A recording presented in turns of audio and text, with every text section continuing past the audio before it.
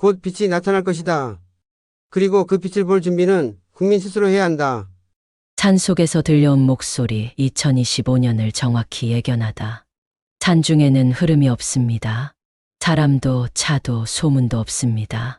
그런데 바로 그 고요한 곳에서 앞으로 한국 사회를 뒤흔들 거대한 변화의 메시지가 흘러나왔습니다. 그 목소리의 주인은 바로 타너 스님. 스님은 생전에 나는 정치에 관여하지 않는다고 여러 차례 강조했지만 그의 말 한마디는 때때로 수많은 정치인과 사상가, 심지어 대통령조차 움직이게 했습니다. 타너 스님은 불교의 깊은 경전 이해는 물론 주역과 한학, 동양 철학, 역사에 정통했던 당대 최고의 학승이었습니다. 그가 남긴 예언 중 일부는 이미 현실이 되었습니다. 6.25 전쟁, 유신체제 붕괴, 경제성장의 격변, 지도자, 교체 시점까지도 상징적 언어로 명확히 남아 있습니다. 그렇다면 2025년 한국 정치의 새로운 분수령이 될 6월 조기 대선과 관련된 예언은 있었을까요? 있습니다. 그것도 심상치 않은 말들로. 스님이 생전에 제자들에게 종종 반복했던 구절 중 이런 말이 있습니다. 한 세상 바람이 크게 일어나고 그 바람 속에 인물이 나온다. 그는 지금 언 땅 속에 있으되 햇살이 비치면 반드시 솟을 것이다. 이 문장은 단순한 비유가 아닙니다. 그는 3단계로 구분하여 미래를 그렸습니다. 첫째, 큰 바람이 불며 세상이 흔들리고. 둘째, 그 바람을 따라 새로운 인물이 등장하고. 셋째, 그 인물은 예기치 않은 곳에서 나타난다. 지금 우리가 겪는 현실은 어떤가요? 정치는 매일같이 충돌하고 국민의 신뢰는 바닥을 치고 있습니다. 고물가, 고금리, 저출산, 외교 불안까지 바람 정도가 아니라 폭풍에 가까운 혼란의 시기입니다. 타너 스님이 말한 한 세상 바람이 지금 우리가 딛고 서 있는 바로 이 시기가 아닌지 다시 생각해 보게 됩니다. 특히 타너 스님은 한 구절에서 이렇게 말합니다. 남녘 땅의 기운이 빠지고 북녘의 피가 돌며 다시 동방의 햇살이 비치면 천하가 요동치리라. 여기서 남녘의 기운은 현재 기득권 체제의 소진을 뜻하며 동방의 햇살은 새롭게 등장할 리더십의 출현을 암시합니다. 시청자 여러분, 대한민국 대선은 통상적으로 12월에 치러져 왔습니다. 그러나 지금 우리는 6월 조기 대선이라는 이례적인 상황을 마주하고 있습니다. 이 갑작스러운 정치 스케줄의 변화, 즉 기운의 전환 시점이 바로 타너 예언과 교차합니다. 그런데 스님은 누가 될 것이다라는 식의 구체적 이름을 언급한 적은 없습니다. 그는 구체보다 상징을 말했고 그 상징은 반드시 시대의 흐름과 연결되어야 한다고 강조했습니다. 그래서 타너 스님의 예언은 시간에 묶이지 않고도 오늘을 바라보는 렌즈가 될 수 있는 것입니다. 그리고 이 지점에서 많은 제자들과 연구자들은 2025년 6월을 중요한 전환기로 봅니다. 왜냐하면 스님은 생전 한반도의 대운이 3번 크게 움직인다고 했고 그 마지막 대운의 시작점이 바로 이 남과 이북의 대치가 크게 달하고 민심이 분열의 끝에서 다시 하나의 중심을 찾게 될 시기였기 때문입니다. 지금의 한국 사회 어떻습니까? 남과 북은 대화를 멈췄고 세대 간 갈등은 깊어졌으며 여야는 서로를 파괴의 대상으로만 여기고 있습니다. 그러나 타너 스님은 이런 절망의 순간에야말로 새로운 기운이 깃든다고 말합니다. 바로 그때 예상하지 못한 곳에서 차기 대통령이 등장할 것이라는 예언입니다. 그는 권위도, 혈통도, 기성정당의 중심도 아닐 수 있습니다. 그는 말보다 행동, 정치보다 민심, 기획보다 진심으로 움직이는 인물일 수 있습니다. 그리고 그 기운은 지금 이미 땅 밑에서 꿈틀대고 있는지 모릅니다. 타너 스님의 예언은 단정이 아니라 흐름을 읽는 통찰입니다. 지금 우리는 그 흐름의 초입에 와 있는지도 모릅니다. 2025년 6월, 단순한 선거가 아닌 민심의 방향타가 달라지는 시기. 그 시점에 우리는 스님의 말처럼 햇살이 비추는 언 땅 속 인물을 발견하게 될지도 모릅니다. 스님이 남긴 또 하나의 상징, 동방에서 솟는 해에 담긴 인물의 조건과 시대의 방향에 대해 본격적으로 이야기 나눠보겠습니다. 동방에서 빛이 솟는다, 차기 대통령의 상징적 조건. 동방에서 해가 솟는다. 이 문장은 단순히 해가 뜬다는 말이 아닙니다. 타너스님이 생전에 남긴 가장 상징적이고 동시에 가장 자주 인용되는 예언의 핵심 문구입니다. 많은 제자들이 이 문장을 해석하며 고개를 갸우뚱했습니다. 동방이 어디를 의미하는가? 해는 누구이며 솟는다는 어떤 방식의 부상을 뜻하는가? 오늘은 이 상징 속에 담긴 차기 대통령의 조건을 깊이 들여다보고자 합니다. 동방은 지리일까, 정신일까? 우선 동방은 말 그대로 지리적 개념으로 해석되기도 합니다. 대한민국 기준으로 보면 동쪽은 영남권, 특히 경상도 지방을 떠올리게 하죠. 실제로 1987년 민주화 이후 대부분의 대통령이 영남 출신이었던 것을 보면 이 해석도 그럴듯해 보입니다. 하지만 타너스님은 단순한 지역주의자가 아니었습니다. 그가 말한 동방은 지리 이상의 상징, 즉 잊혀진 정신성의 부활을 뜻한다는 해석이 더 설득력을 갖습니다. 불교에서 동방은 지혜와 깨달음의 시작점을 의미합니다. 수미산의 동쪽에서 태양이 떠오르듯 새 시대를 여는 초심, 순수함, 원력의 기운을 지녔다는 뜻이죠. 그렇다면 동방에서 해가 솟는다는 말은 한 인물이 동쪽에서 나타난다기보다는 그 인물이 갖춘 본질이 정신적 새벽의 기운을 품고 있다는 뜻입니다. 그는 해묵은 질서를 깨뜨릴 만큼 강인하되 누구보다 따뜻한 빛으로 민심을 감싸 안을 수 있는 내면의 태양을 지닌 인물입니다. 타너스님이 남긴 인물의 조건. 타너스님은 1970년대 후반 제자들과의 대화에서 다음과 같이 언급했습니다. 새 시대의 인물은 재주로 뽑히지 않는다. 학문도 말재간도 아니다. 백성의 눈은 거짓말을 모른다. 백성의 마음은 그를 먼저 알아볼 것이다. 이 말은 지금 정치권의 상황과 매우 대조적입니다. 현대 정치의 인물들은 어떻게 움직이나요? 화려한 경력, 자극적인 언변, 정당의 힘에 기대거나 이미지 마케팅에만 집중합니다. 하지만 스님은 예언 속 인물의 조건으로 이런 점들을 모두 부정했습니다. 그는 다음과 같은 차기 지도자의 3대 조건을 강조했습니다. 1점 무효무유 욕심이 없고 권력을 지키려 하지 않으며 내려놓을 줄 아는 자. 2점 공심공신 사적인 감정보다 공공의 이익을 우선할 줄 아는 자. 3점 무명우명 이름이 드러나지 않지만 마음과 행동이 진실된 자. 스님은 이 세 가지를 갖춘 인물이 동방에서 해처럼 솟는다고 표현했습니다. 그는 정치 논리가 아니라 국민의 눈과 마음이 먼저 알아보는 인물이라고 말한 것입니다. 2025년 우리는 그런 인물을 맞을 수 있을까? 지금 정치는 신뢰를 잃었습니다.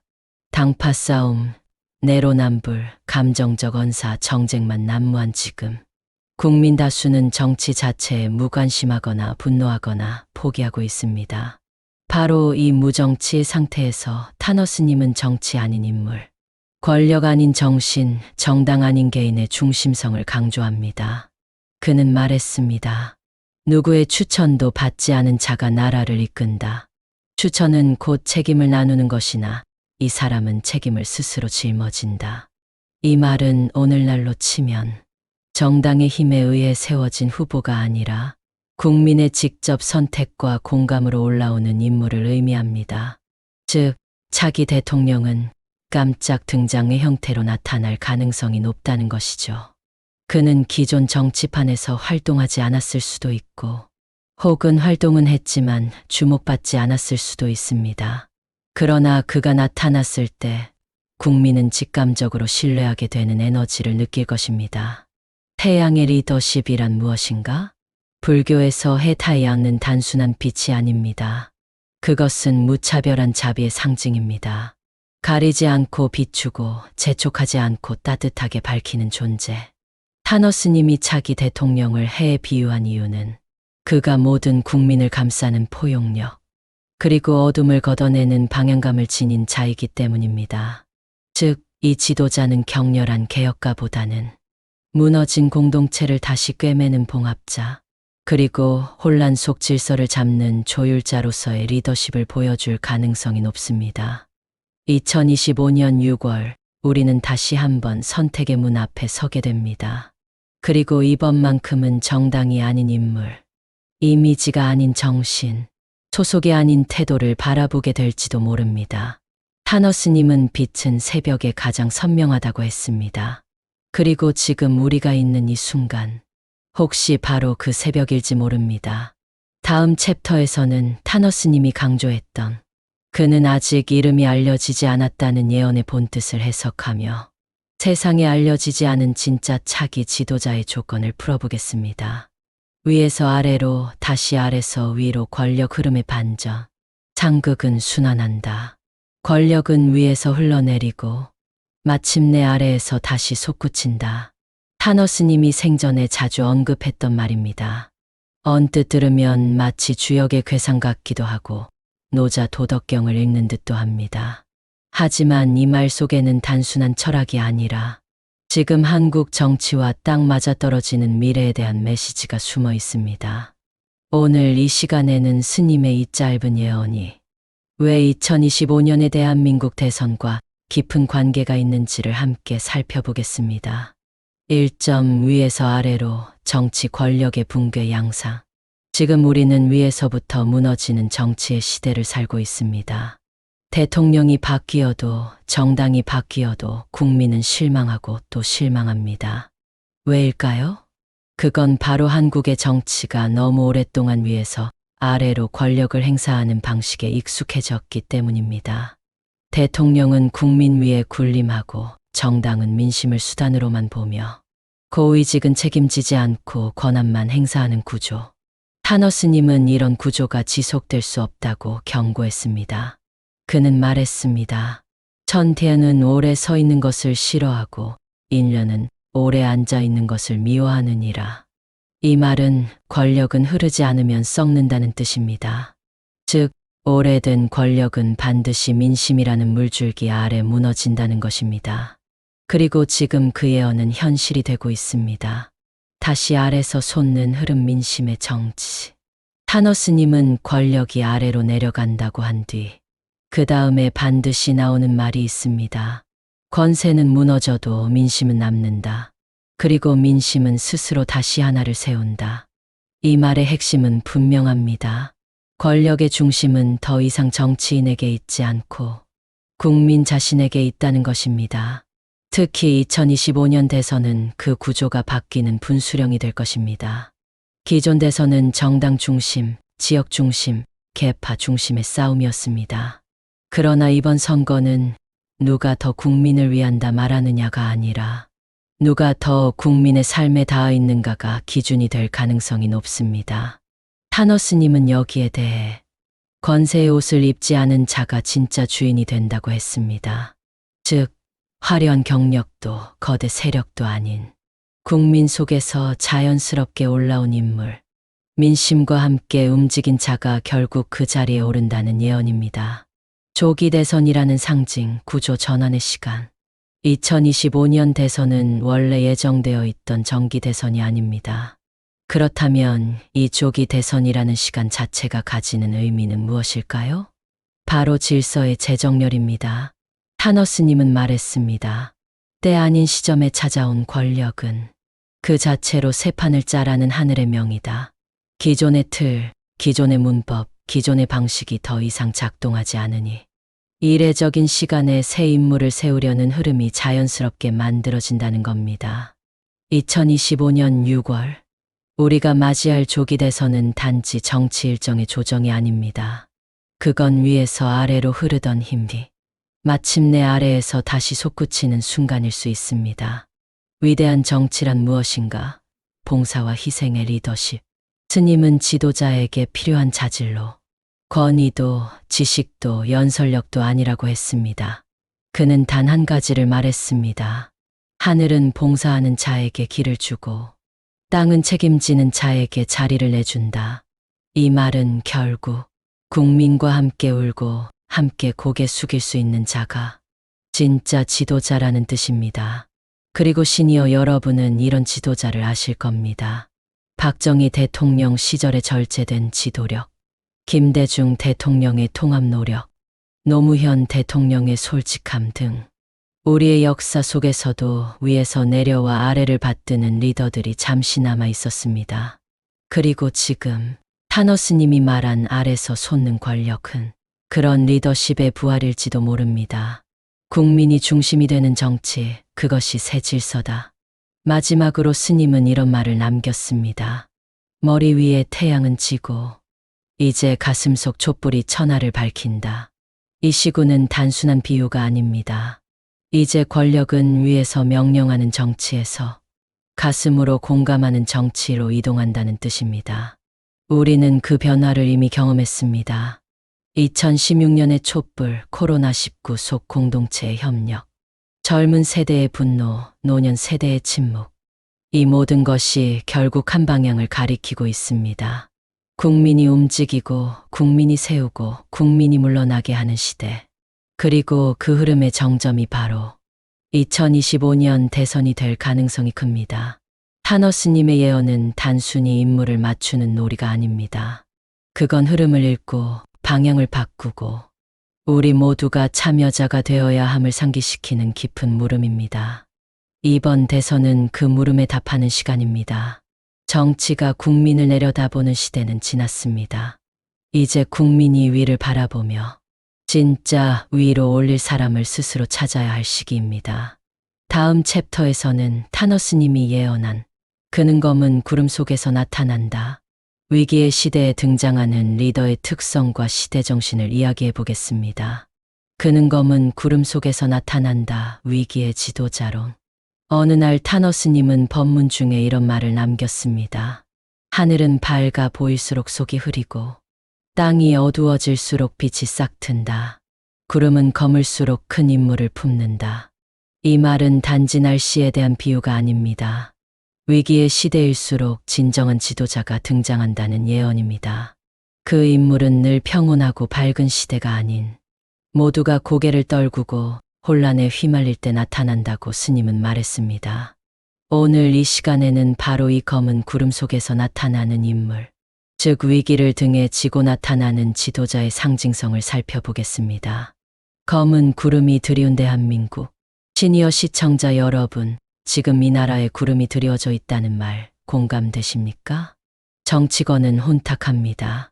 여야를 막론하고 매일 이어지는 정쟁, 고금리 고물가로 짓눌린 서민 경제, 청년들은 미래를 포기했고 노년층은 삶의 안정조차 지켜지지 않는 현실, 게다가 북핵 위협, 미중 패권 경쟁, 동맹 균열, 식량 위기. 우리는 이른바 복합적 위기 속에 놓여 있습니다. 타너스님은 이런 상황을 이미 반세기 전에 예언했습니다. 그는 검은 구름이란 표현을 쓸 때 단순히 어려운 상황을 뜻하는 것이 아니라 국가의 정신과 민심이 동시에 길을 잃었을 때를 말했습니다. 위기의 지도자, 그는 어떻게 등장하는가? 스님은 말했습니다. 혼란은 큰 자리를 비운다. 그러나 그 자리는 스스로 채워지지 않는다. 하늘이 정한 자가 들어선다. 이 말은 매우 중요한 의미를 가집니다. 우리는 지금 대통령을 선거로 뽑는 시대에 살고 있지만 스님은 선거 이전에 민심의 흐름과 시대의 파동이 누군가를 끌어올린다고 보았습니다. 즉, 검은 구름이 드리운 시기에는 권력에 줄을 댄 인물이 아닌 고통을 함께 겪은 인물, 낮은 곳에 있던 인물, 정치보다는 국민의 삶 가까이에 있던 인물이 떠오른다는 뜻입니다. 이런 인물은 언론이나 정당의 후광 없이 위기라는 배경을 통해 조용히 떠오릅니다. 타너스님은 이를 밤하늘에 뜨는 새벽별에 비유했습니다. 그는 어디에 있는가? 지금 정치를 보십시오. 대선 주자 여론조사는 12년 전부터 고정된 이름만 오르내립니다. 하지만 스님은 그런 인물이 등장할 거라고 말한 적이 없습니다. 오히려 그는 사람들이 주목하지 않은 곳에서, 삶의 끝자락에서, 먼지 속에서 일어난다고 했습니다. 이 말은 곧 현재 거론되지 않는 제3의 인물, 혹은 지금은 무명의 위치에 있지만 혼돈의 파동과 함께 민심을 타고 부상할 인물이 있을 수 있다는 것입니다. 그는 지금 말이 없을 수도 있고 지금 준비되지 않았을 수도 있습니다. 그러나 검은 구름이 짙어질수록 그의 존재감은 반비례하여 강해질 것입니다. 위기를 극복하는 인물의 조건. 타너스님은 검은 구름 속 인물이 갖춰야 할 조건을 아주 간단하게 정리했습니다. 그는 묻는다. 묻고 또 묻는다. 그는 듣는다. 듣고 또 듣는다. 그리고 마침내 움직인다. 이 말은 오늘날 정치인들과 정반대의 이미지입니다. 말하고 주장하고 남 탓하고 퍼포먼스를 앞세우는 현재 정치와는 다르게 스님이 말한 지도자는 고요 속에서 물음으로 민심을 파악하고 감정이 아니라 지혜로 대답을 준비하며 모두가 떠날 때 다가가는 용기를 지닌 인물입니다. 이러한 유형의 리더십은 혼란의 시대에만 등장합니다. 그전에는 주목받지 못합니다. 그러나 때가 오면 국민은 본능적으로 이 사람이라면 되겠다는 마음을 품게 됩니다. 위기의 끝자락에서 우리는 무엇을 볼 것인가? 스님은 다음과 같은 강력한 메시지를 남겼습니다. 하늘은 사람을 시험하지 않는다. 다만 선택하게 할 뿐이다. 이 말은 곧 국민의 선택이 하늘의 의지를 담을 수 있다는 의미이기도 합니다. 우리는 2025년 6월이라는 특이한 시간, 즉 예정된 흐름이 아닌 돌발적 변화의 시기에 지도자를 뽑는 순간을 맞게 됩니다. 이 시기에는 기존의 기준, 정당, 미디어가 제시한 정답이 아니라 각자의 내면에서 우러나는 직감이 중요해질 것입니다. 그리고 그 직감은 바로 그 검은 구름 속에서 움직이는 인물을 향할지도 모릅니다. 정리하며 검은 구름은 우리에게 공포의 상징이지만 동시에 새 출발의 전조이기도 합니다. 하늘이 완전히 흐려지지 않으면 진짜 해는 절대 드러나지 않는 법입니다. 타너스님이 말한 그 인물, 그는 어쩌면 이미 이 땅 어딘가에서 누군가의 고통을 함께 짊어지고 있을지도 모릅니다. 남과 북, 끊긴 줄이 다시 이어진다. 통일과 대선의 연결고리. 이 남과 이 북의 실이 끊어지고 세월이 흘러 다시 매듭이 묶인다. 매듭은 가늘고 움직임은 조용하되 마침내 하나의 그릇으로 합해지리라. 타너스님의 예언 9절 중 타너스님은 단 한 번도 통일이라는 말을 쉽게 꺼내지 않았습니다. 그가 말한 것은 단순한 정치적 통일이 아니라 운명적 재결합, 즉 하늘이 허락한 때에 두 갈래로 나뉜 인연이 하나로 돌아온다는 철학이었습니다. 그런데 이 예언이 2025년 대선 이후의 흐름과 다시금 조용히 맞물리기 시작했습니다. 왜일까요? 지금 남북 관계는 어떤 상태인가? 현재 남북 관계는 2018년 평창올림픽과 판문점 회담을 정점으로 했던 대화 국면이 완전히 무너진 상태입니다. 북한은 수차례 미사일을 발사했고 남한은 미국과의 연합훈련을 강화하며 대응하고 있습니다. 서로의 불신은 극에 달했고 사실상 7년 넘게 실질적 대화는 멈춘 상태입니다. 이런 상황에서 타너스님은 왜 끊긴 줄이 다시 이어진다고 말했을까요? 그는 그 시기를 정치적으로 안정된 시기가 아니라 오히려 극도로 위축되고 불안정한 때라고 묘사했습니다. 북도 스스로 갈피를 못 잡고 남도 위를 향하나 바닥에 닿는다. 그때 줄이 다시 보인다. 그렇다면 2025년이 바로 그 시점일 수 있을까요? 끊긴 줄이 이어지는 순간은 언제 오는가? 타너스님은 이 남과 이 북의 줄이라는 표현을 씁니다. 줄이라는 것은 상호 연결되어 있었던 것을 말합니다. 즉, 민족의 근본은 원래 하나였다는 전제가 깔려 있죠. 그런데 왜 그 줄이 끊어졌는가? 스님은 권력욕과 이념이 실을 갈라놓았다고 진단했습니다. 따라서 그 실이 다시 이어지는 순간은 권력도 이념도 아닌 민심과 인류의 흐름이 살아나는 순간이라는 겁니다. 그는 구체적으로 이렇게 말했습니다. 백성은 배고픔이 아니라 단절을 두려워하고 위정자는 전쟁이 아니라 침묵을 두려워한다. 그러나 민심이 일어나면 침묵은 깨지고 줄은 이어진다. 즉, 통일을 움직이는 건 정치가 아니라 국민의 무의식적 바람이며 그 바람을 읽는 차기 지도자의 통찰력이라는 것입니다. 통일의 지도자, 그는 누구인가? 영상이 재미있으셨다면 구독과 좋아요 부탁드립니다.